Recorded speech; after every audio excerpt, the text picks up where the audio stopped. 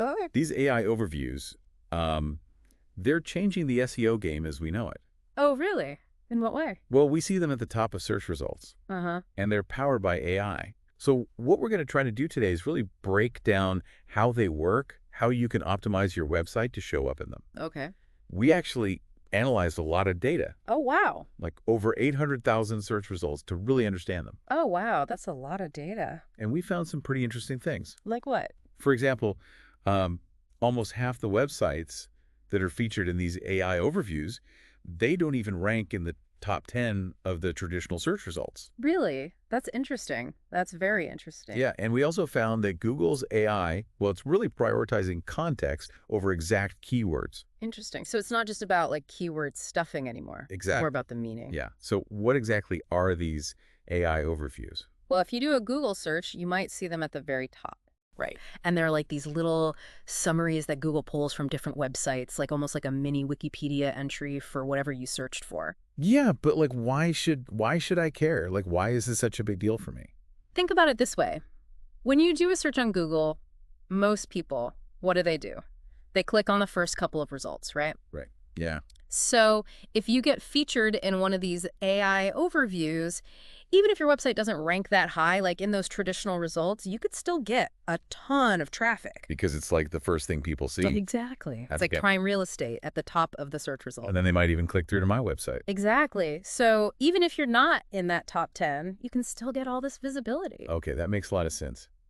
So, okay, you mentioned that Google's AI isn't just looking for those exact keywords anymore.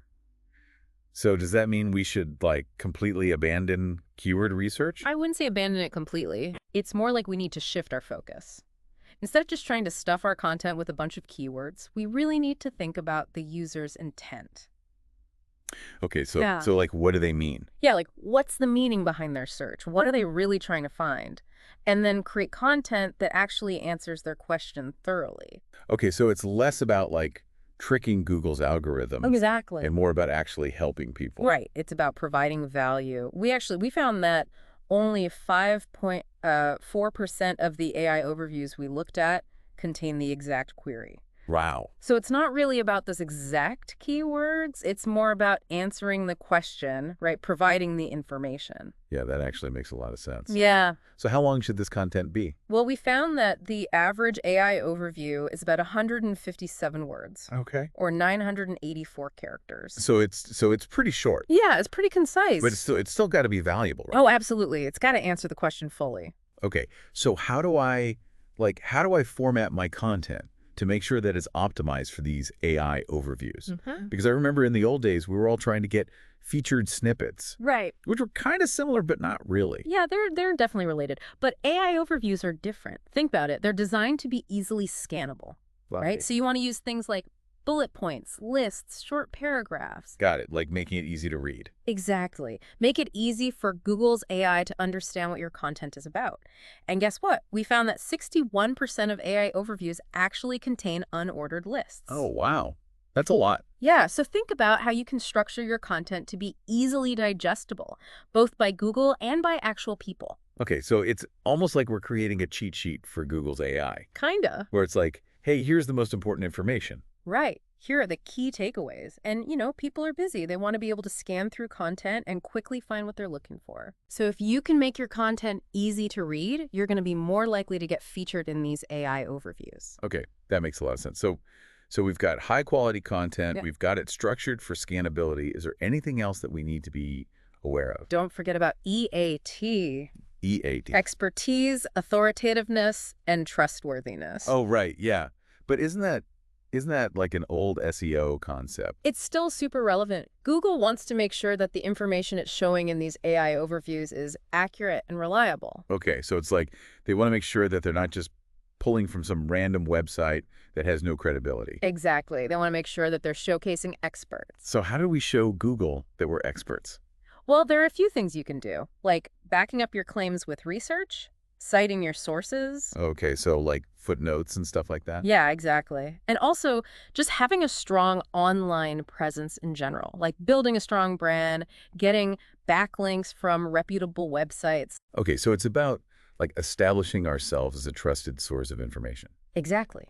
And that takes time and effort, but it's worth it. Okay. But what if you're a smaller website Yeah. or a newer business, right? Mm-hmm. Can you still compete with those big established brands that already have a ton of authority? That's a great question. And honestly, it's one of the things that makes these AI overviews so interesting because we found that 52% of the sources cited in AI overviews, they don't actually rank in the top 10 of the traditional search results. Wait, really? Yeah. So even if I'm like a small business, Mm, I can still get featured in these AI overviews. absolutely. It's all about the quality of your content. Okay. If you have truly exceptional content, if it really answers the user's question in a comprehensive and helpful way, you have a shot. So it's like even if I'm not ranking high in those traditional search results, Right.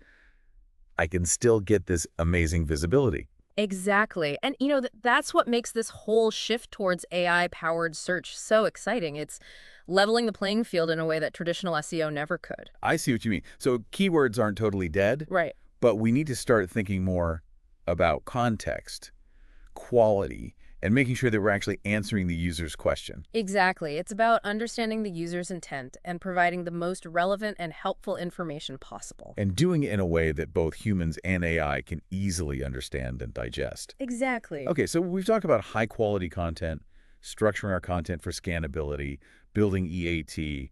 Is there anything else we should keep in mind when optimizing for AI overviews? Well, don't forget, we live in a mobile-first world. Oh, yeah, mobile. I was just thinking about that. Most people are searching on their phones now. Right. So it's absolutely crucial that your website is optimized for mobile. Okay, so I know that mobile optimization is important in general, but is it especially important for these AI overviews? It's absolutely essential. We found that the vast majority of AI overview citations, they actually come from mobile traffic. Wow, so if my website isn't mobile friendly, I'm like really missing out. You're missing out on a huge opportunity. Think about it. If someone is searching on their phone and your website takes forever to load, or if it's difficult to navigate, they're going to bounce. Right, right. And that's going to hurt your chances of getting featured in an AI overview. Okay. So, what are some things that we can do to make sure that our websites are mobile friendly? Well, first and foremost, make sure your site is responsive. That means that it automatically adjusts to different screen sizes. Okay. So, it looks good on a phone, it looks good on a tablet, it looks good on a desktop. Exactly. You also want to make sure that your site loads quickly on mobile devices. People are impatient. They don't want to wait around. Yeah, nobody wants to stare at a loading screen for like 5 minutes. Exactly. And, Google takes page speed very seriously. It's actually a ranking factor. Yeah. So, if your site is slow, it's going to hurt your chances of ranking well in general, not just for AI overviews. Okay, so page speed, check. What else? You also want to make sure that your site is easy to navigate on a smaller screen. Okay. So think about things like clear and concise menus, large buttons that are easy to tap, and avoiding those annoying pop-ups that take over the entire screen. Right, because nobody wants to be pinching and zooming their way around a website. Exactly. It's all about providing a good user experience. Okay. And that's something that Google's AI is going to pick up on. If your site provides a poor mobile experience, it's less likely to be featured in an AI overview. So it's not just about optimizing for AI. Right. It's about optimizing for the humans behind those searches. That's the key takeaway here. At the end of the day, it's all about providing a great user experience. Okay. And that means creating high-quality content, structuring it effectively, building EAT, and making sure your site is mobile-friendly. That's a lot to think about. It is. But it's also really exciting because it feels like we're finally moving away from like all those shady SEO tactics. Right. And we're actually focusing on creating a better experience for our users. That's what it's all about. I like that. So before we move on, let's just do a quick recap. We've talked about the importance of high-quality content, structuring our content for scannability, and building EAT. We've also talked about mobile optimization. What else is there? Well, we haven't really talked about long-tail keywords yet. Oh, right, yeah. Long-tail keywords, those are super important, right? They're essential, and, they're especially relevant when it comes to AI overviews. Okay. So why is that? Well, think about it. Long-tail keywords are longer, more specific phrases that people search for, Right. and they tend to be more focused on a particular intent. Okay. So if you can create content that targets these long-tail keywords, you're going to be more likely to attract the right audience, and, more importantly, you're going to be more likely to answer their questions in a comprehensive way. which is exactly what Google's AI is looking for. Exactly. Okay, so I'm sold on long-tail keywords. Good. But how do we actually find them? Well, there are a few different strategies you can use. We'll delve into those after a quick break. Sounds good. All right, so let's dive into those strategies for finding long-tail keywords. Okay. One of the easiest ways is to just use Google itself. Really? Yeah, you know that autocomplete feature? Oh, you mean when you start typing something and it suggests a bunch of different searches? Exactly. Yeah, I use that all the time. Well, those suggestions are actually a gold mine for long-tail keywords. Oh, interesting. They're based on real searches that people have made. Okay. So you're basically getting a glimpse into what your target audience is actually looking for. So, like, if I start typing in best coffee, Google might suggest best coffee for cold brew or best coffee shops near me. Yay, Well, Sassy. I said, And you can even try different variations like best coffee beans, best coffee maker, and so on. so it's kind of like brainstorming with Google. It's exact. That's a pretty cool trick. It's a really easy way to get started. Are there any other tools we can use? Absolutely. There are specialized keyword research tools out there like Answer the Public. Answer the Public. I haven't heard of that one. It's a really cool tool that visually maps out the questions people are asking around a particular topic. So it's kind of like eavesdropping on the internet's conversation. Exactly. That sounds super helpful. It is. So we've got Google Autocomplete and tools like Answer the Public. What else? Well, don't underestimate the power of good old-fashioned brainstorming. Oh, right. Think about it this way. Okay. You know your audience better than anyone. Well, hopefully. So put yourself in their shoes. What questions would they ask about your product, your service, or your area of expertise? That's a good point. Sometimes we get so caught up in the technical stuff that we forget to just think about what our customers are actually struggling with. Exactly. Okay, so let's say I've brainstormed a bunch of potential long-tail keywords. How do I know if they're actually being searched for? Well, once you have your list, you can use tools like Google Keyword Planner to check their search volume. Oh, right, Keyword Planner. That's a classic. It's a great way to see if a particular keyword is worth targeting. Okay, so we found some awesome long-tail keywords. Now what? Now comes the fun part, creating content that actually targets those keywords. Okay, so we just sprinkle them throughout our content and call it a day. Not quite. Remember, Google's AI is pretty sophisticated. Right. It can detect keyword stuffing a mile away. Okay. So use those keywords naturally, just like you would in a normal conversation. So it's more about creating content that actually answers the user's intent behind those keywords. Exactly. You want to create content that is helpful, informative, engaging. If you do that, the keywords will naturally fall into place. It's like we're trying to have a conversation with Google's AI. In a way, yes. And that conversation should be about providing value to our users. Precisely. I'm starting to see how all of this ties together. It's all connected. But let's go back to those long-tail keywords for a second. Is there like a sweet spot in terms of how many we should target per piece of content? There's no magic number. It really depends on the length and scope of your content. Okay. But in general, it's better to focus on a few highly relevant long-tail keywords rather than trying to cram in as many as possible. So it's quality over quantity again. Exactly. Okay, I think I'm getting the hang of this. But before we move on, I wanted to circle back to mobile optimization. I know we talked about it earlier, but are there any specific tips you can share that are particularly relevant to these AI overviews? Absolutely. One thing that's super important is page speed. Page speed? Right. Yeah, nobody wants to wait forever for a page to load. Exactly. And Google knows that. So if your site is slow, it's going to hurt your chances of getting featured in an AI overview. Okay, page speed. Got it. Another thing to keep in mind is navigation. You want to make sure your site is easy to navigate on a smaller screen. Right. So think about things like clear menus, large buttons, and avoiding those pesky pop-ups that can be really annoying on a phone. It's all about making the user experience as smooth as possible. Exactly. And, it's not just about avoiding things that annoy mobile users. Okay. It's also about embracing features that can actually enhance their experience. Like what? Well, for example, consider using geolocation to provide personalized content based on the user's location. Oh, interesting.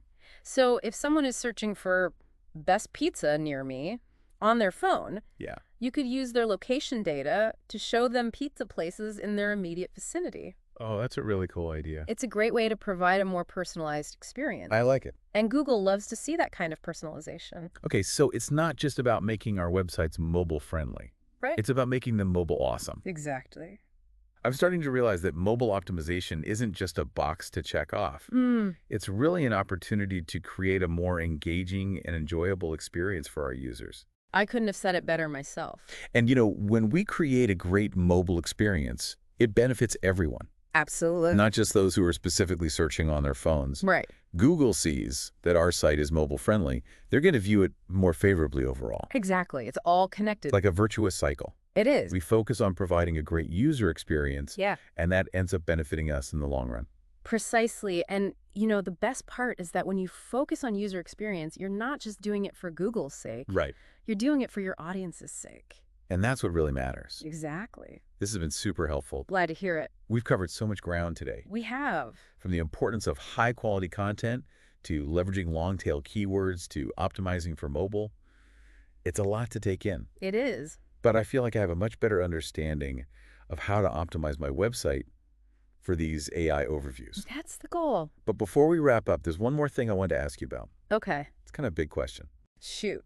Given everything we've discussed today, do you think there are any ethical considerations we should be thinking about as we optimize our websites for these AI overviews? It's a big question. It seems like with these AI overviews, we're entering a new era of, like AI shaping how we find information online. It really does. So are there ethical things that we should be thinking about as we optimize our websites for these AI overviews? It's like, how do we balance, getting our content seen, but also like thinking about the broader impact this is having on how people consume information?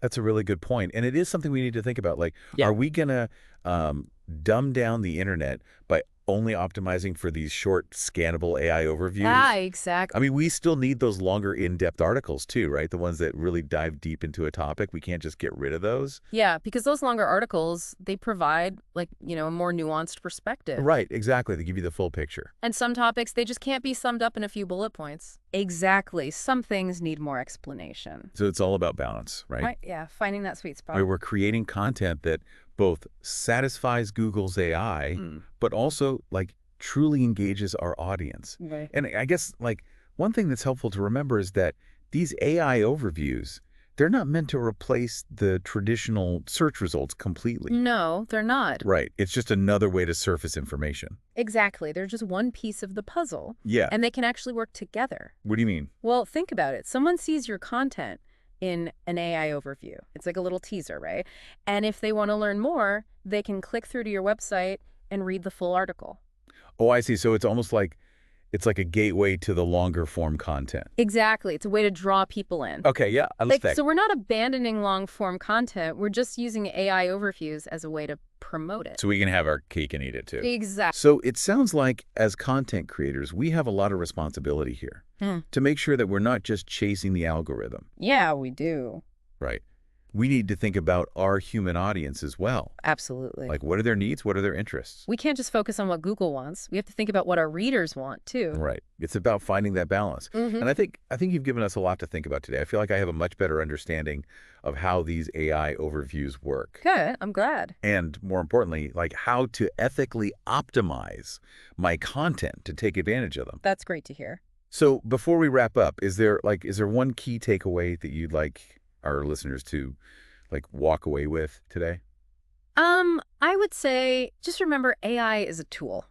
Okay. It's up to us to use it wisely. Right. So as you're optimizing your content, think about the human element. Yeah. Create content that is valuable, that is engaging, that is informative. Don't just chase the algorithm. That's great advice. And on that note, we'll wrap up this deep dive into the world of Google's AI overviews. Thanks for joining us. We'll be back next time with another fascinating topic. Until then, keep experimenting, keep learning, and keep creating amazing content.